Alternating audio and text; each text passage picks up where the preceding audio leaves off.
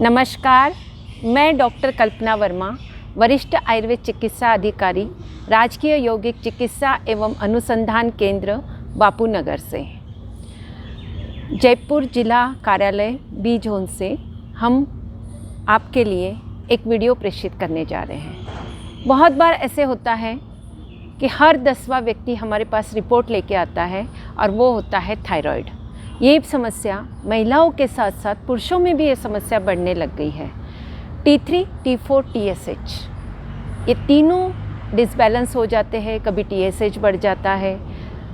ये जो समस्या और ऐसे रिपोर्ट लेकर हमारे पास जब आते हैं पेशेंट, और उनमें बहुत से कुछ लक्षण मिल जाते हैं, जैसे किसी का मोटापा बढ़ रहा है, किसी का वज़न कम हो रहा है, बहुत थकान हो रही है, हेयर फॉल हो रहा है। ऐसे बहुत सी समस्या लेकर जब पेशेंट हमारे पास आते हैं और जब हम इन्वेस्टिगेशंस करते हैं तो पता चलता है कि हर 10वां व्यक्ति थायराइड से ग्रसित है। अब थायराइड के लिए हाइपो हो, हाइपोथायराइडिज्म हो या हाइपरथायराइडिज्म है, आपको योग के माध्यम के द्वारा अपनी बीमारी पर निजात पाना है और बहुत से घरेलू उपचार भी आपको करना है। घरेलू उपचार में जब हम त्रिकटु चूर्ण और बेहड़ा चूर्ण, जैसे आपने यदि 100 ग्राम बेहड़ा चूर्ण ले लिया तो 50 ग्राम त्रिकटु चूर्ण डाल के इसको हनी के साथ ले लें। यदि डायबिटिक हो तो हनी ना डालें और ये चूर्ण आप सुबह शाम ले लें तो आपको निश्चित फ़ायदा होगा।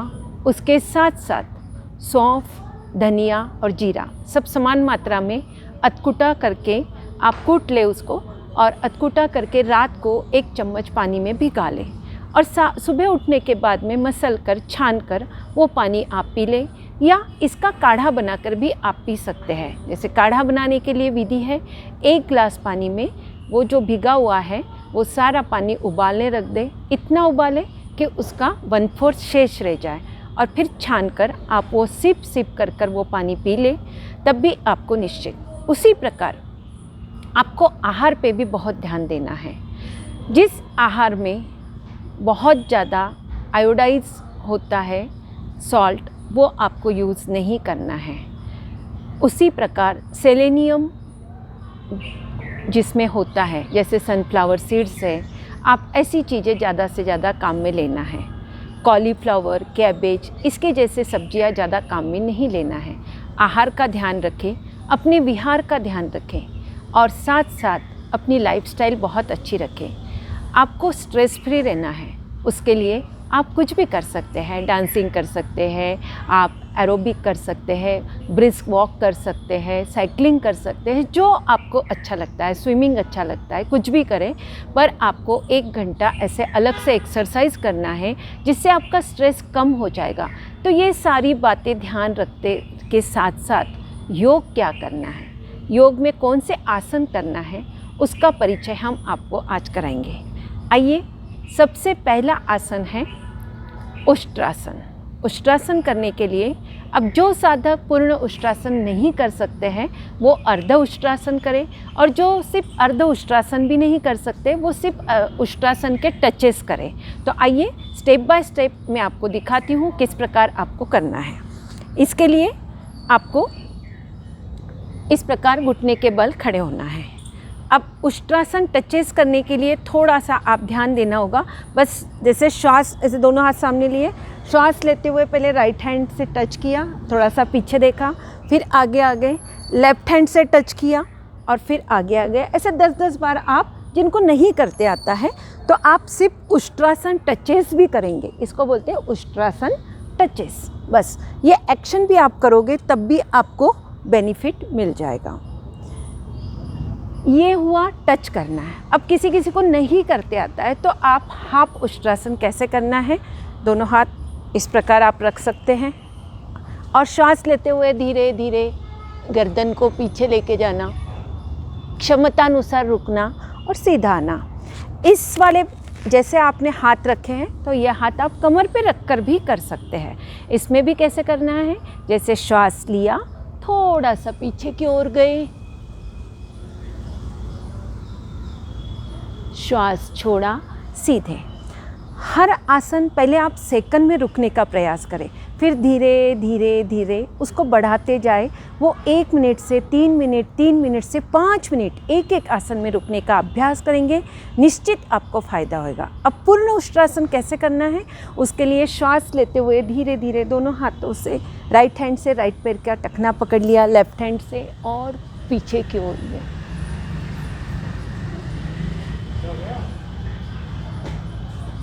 और फिर धीरे धीरे आपने हाथों को सामने लाया और रिलैक्स किया।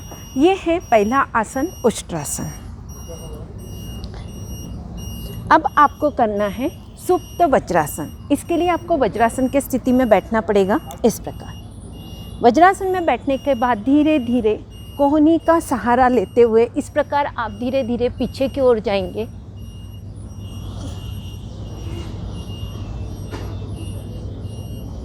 और दोनों हाथ अपने घुटनों पे रखेंगे। मन को सरल, सहज, सौम्य करेंगे और फिर धीरे धीरे रिलैक्स करने के लिए श्वास लेते हुए धीरे धीरे इस प्रकार आप उठ जाएंगे। ये था सुप्त वज्रासन। ये सारे आसन जो है आपके थायराइड ग्लैंड पर इफ़ेक्ट करता है और आपका थायराइड विकार दूर होता है। अब हमें करना है मत्स्यासन। मत्स्यासन करने के लिए आपको पद्मासन लगाना होगा। अब जो साधक पद्मासन नहीं लगा सकते वो सुखासन में भी कर सकते हैं। और उसके लिए धीरे धीरे कोहनी का सहारा लेते हुए पहले आप पीछे जाएंगे, फिर धीरे धीरे आपके इस प्रकार आपके सिर को पीछे लेके जाना है कि आपका शिखामंडल भूमि पर स्पर्श हो जाए और दोनों हाथों से दोनों पैरों के अंगूठे पकड़ लें। पूरा थायराइड ग्लैंड पर यहाँ इफेक्ट आता है। फिर धीरे धीरे रिलैक्स करने के लिए पहले सिर को सीधा करें, फिर धीरे धीरे कोहनी का सहारा लें और उठकर बैठें। ये था मत्स्यासन यानी फिश पोस्चर। अब हम भुजंगासन करेंगे। भुजंगासन के लिए पेट के बल लेट जाएंगे, दोनों हाथ अपने सीने के पास ही रखेंगे। पहले सरल भुजंगासन, फिर पूर्ण भुजंगासन। उसके लिए दोनों हाथ बगल के पास। श्वास लेते हुए धीरे धीरे सिर्फ आपको सामने से उठना है और फिर श्वास छोड़ते हुए धीरे धीरे नीचे। पुनः एक बार पूरा उठने का प्रयास करने के लिए दोनों हथेलियाँ अपने वक्षस्थल के पास लेके आएंगे और श्वास लेते हुए धीरे धीरे ऊपर उठेंगे और फिर श्वास छोड़ते हुए धीरे धीरे नीचे और फिर मकरासन में विश्राम करेंगे।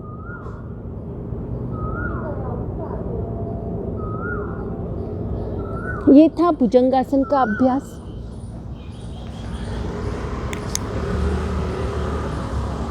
हमें थोड़ी थोड़ी सूक्ष्म क्रियाएं भी करनी है। सूक्ष्म क्रिया के लिए ग्रीवा चालन की जो क्रिया होती है वो बहुत फ़ायदेमंद रहती है। इसमें ग्रीवा चालन के लिए आपको 4 क्रिया गर्दन की करनी है। जो हमारे सूक्ष्म व्यायाम जो है उसमें भी आप हमारे वीडियो चैनल पर आप जाते हैं यूट्यूब चैनल पे, तो आपको मिल जाएंगी ये क्रिया। उसके लिए क्या करना है, श्वास लेते हुए गर्दन को पूरा पीछे, श्वास छोड़ेंगे, ठुड्डी कंठकुप के लगाएंगे। जैसे हम श्वास लेते हैं हमारा पूरा थायराइड ग्लैंड एक्टिवेट होता है। फिर से एक बार ब्रीदिंग के साथ श्वास छोड़ते हुए धीरे धीरे नीचे। अब हम दायां कान दाएं कंधे को स्पर्श करेंगे, बीच में आ जाएंगे। श्वास छोड़ेंगे, बायां कान बाएं कंधे को स्पर्श करेंगे। ये ग्रीवा की 4 क्रियाएं जो हम आपको बता रहे हैं वो आपको कभी भी करना है।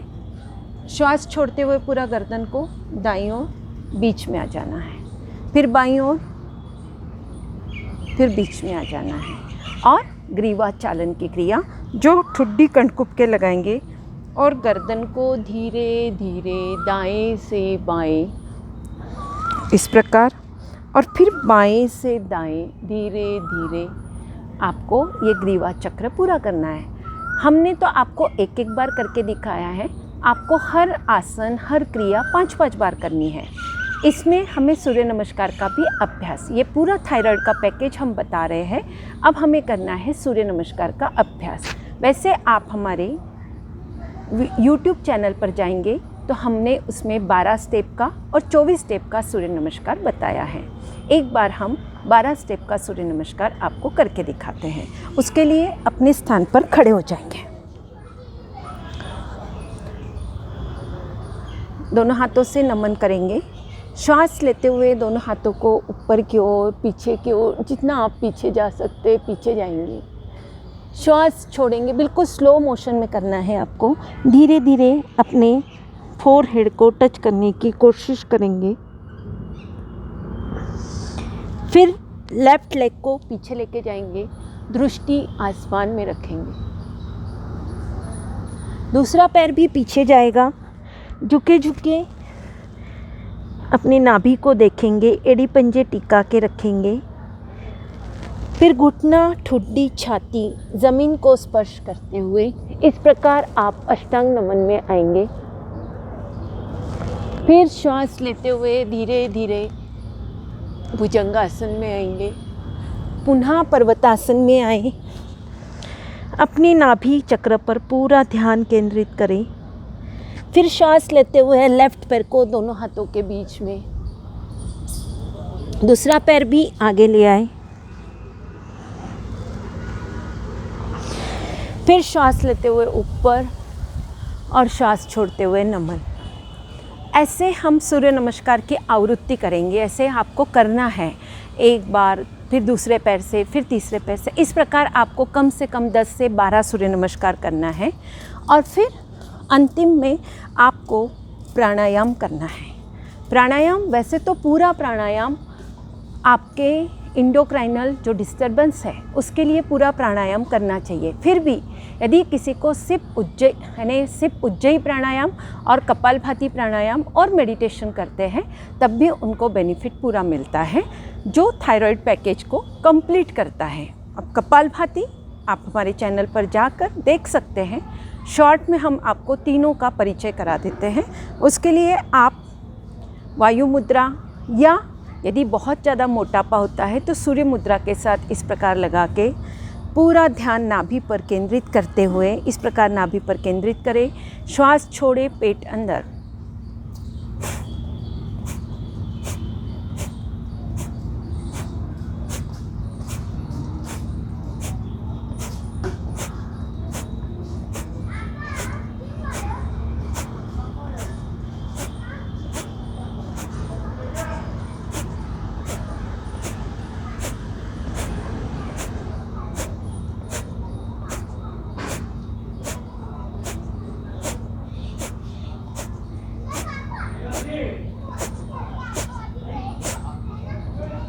विश्राम। ध्यान नाभि पर ही केंद्रित करें और धीरे धीरे आंखें खोलें। ये कपालभाति आपको, यदि थायराइड है तो आपको कम से कम 15 मिनट सुबह सिर्फ आपको कपालभाति ही करना है, जिससे आपका हार्मोनल डिसबैलेंस, जो इंडोक्राइनल ग्लैंड्स की गड़बड़ होती है, उसको ठीक करने के लिए आपको इसे 15 मिनट करना चाहिए। थायराइड के लिए बहुत महत्वपूर्ण है उज्जयी प्राणायाम। ये भी आप हमारे YouTube चैनल पर जाकर डिस्क्रिप्शन बॉक्स में हम सबके लिंक्स भी डाल सकते हैं। और आप हमारे चैनल को यदि आपने सब्सक्राइब नहीं किया हो तो आप सब्सक्राइब करें, लाइक करें, शेयर करें और हमारे सारे वीडियो उसमें आपको मिल जाएंगे। अब उज्जयी प्राणायाम शॉर्ट में कैसे करते हैं वो मैं आपको बता देती हूँ। आपको ध्यान पूरा कंठकूप की तरफ लेके जाना है और श्वास अंदर भरते हुए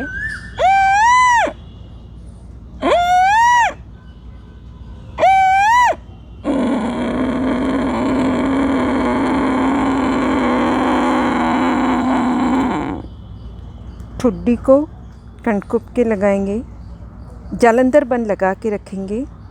फिर दाईं नासिका बंद करेंगे और बाएं से श्वास छोड़ेंगे। ऐसे 5 बार, 10 बार, जितनी बार भी आप कर सकते हैं करेंगे। और फिर अंतिम बार में गले का मसाज करेंगे। इस प्रकार हम करते हैं उज्जयी प्राणायाम। तो तो हमारा T3, T4, TSH कंट्रोल हो जाता है। थायराइड, पैराथायराइड, गले संबंधित विकार ठीक हो जाते हैं। हमें मेडिटेशन भी करना चाहिए। उसके लिए आपको बस आप रीढ़ स्तंभ सीधा और आपका ध्यान यानी मौन होकर आप अपने श्वासों के साथ जुड़ जाना, ये भी आपको बहुत रिलीफ देगा। उसके लिए आप बैठ जाएं।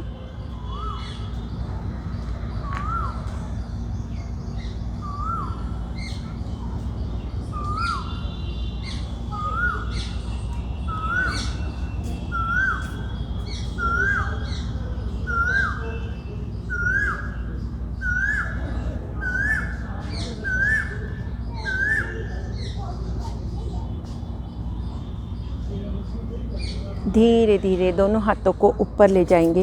हथेली को घर्षण करें और हथेली की ऊष्मा को नेत्रों पर लगाएंगे।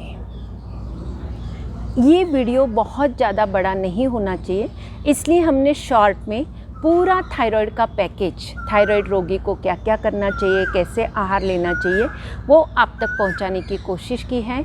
इसमें आसन तो बहुत है, जैसे आप जो भी आसन जो आपके थायराइड ग्लैंड पर इफ़ेक्टिव होते हैं, आप इसमें सर्वांगासन, हलासन, चक्रासन भी कर सकते हैं।